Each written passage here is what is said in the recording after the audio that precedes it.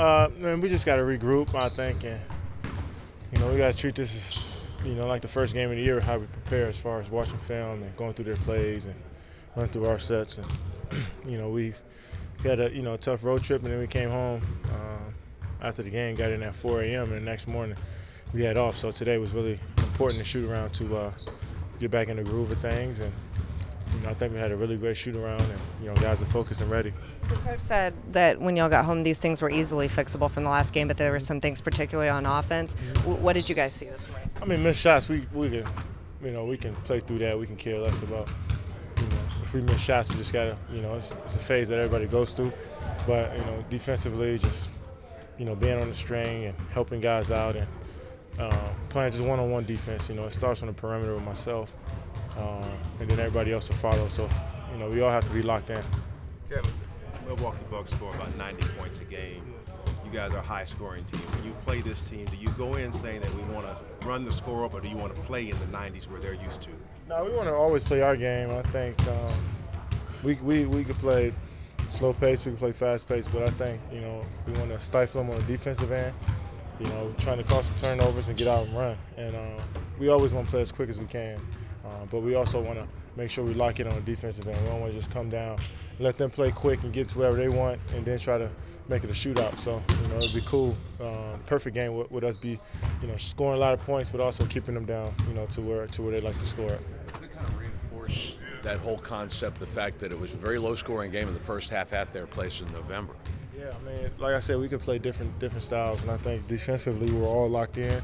We played them last time, and I think we were coming off back-to-back losses too. So, we did a great job of, containing their, three-point shot, which has been good for them, and also the paint. But we missed shots that game to start the half off. But second half we got it going because we fed off our defense. They're different now.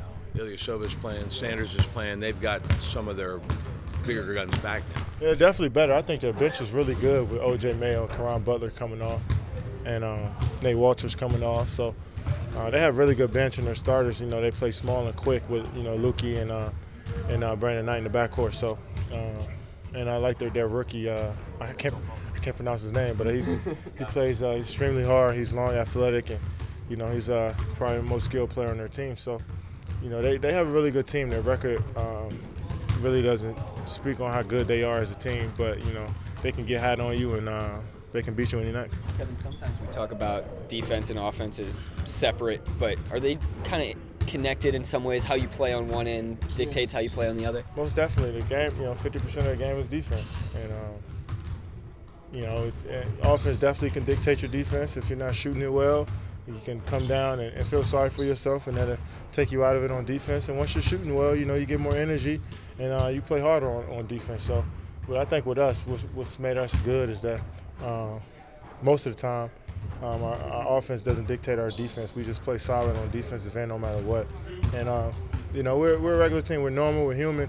Sometimes it's going to get the best of us that we're not making shots, but we always stay solid defensively. Even if shots aren't falling, is getting good offensive possessions, does that help your defense in a way anyway? That's almost like a make, because you feel good that if they get that shot again, it's going to go in, especially with the way our guys work and the shooters we have. So, Tabo missed a wide open three, Lambo missed a wide open three, I missed one. So what? We just got to go back down and play defense. But if we get those shots again, we're all confident they'll go in. Last year in the playoffs, when you didn't have Russ, Nick Collison said, we learned that we can't just rely totally on KD.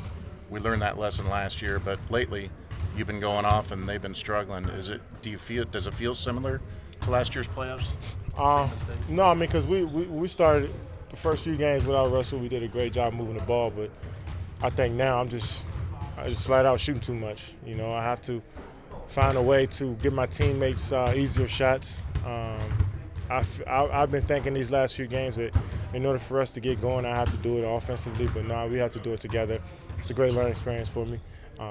It's the first time I've really been in that type of position, but I just got to get everybody involved. I maybe have to pass up a few to find a better shot, but my teammates always want me to be aggressive, but that doesn't mean just to score all the time. There's a stat called the player efficiency rating. I don't know how they figure it out. They say yours without Russ on the court is higher than Wilt Chamberlain's. when he averaged 45 points and 25. Do you believe those kind of stats? And do you feel you're being that efficient without Russ? I don't really know what that stat is. I don't know what comparison, what goes into that stat. I mean, I'm not a big analytics guy. I'm a basketball guy, but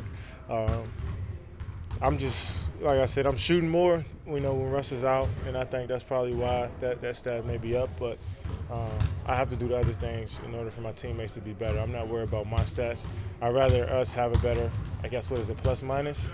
That's what player efficiency rating. Is that plus minus, right? I don't know. I don't know. I'd rather our team have a good player efficiency rating rather than just myself. So I have to do things to help us do that. Kevin Carlson was saying yesterday on the radio, I think it was Matt, just about how important it is for you and veterans to affect the mood of the game as well. Will you talk about just taking that role of not just doing things on the court, but yeah. I mean, one thing we can't do is we can't let what the crowd says to us affect us. I think we've done that in the past.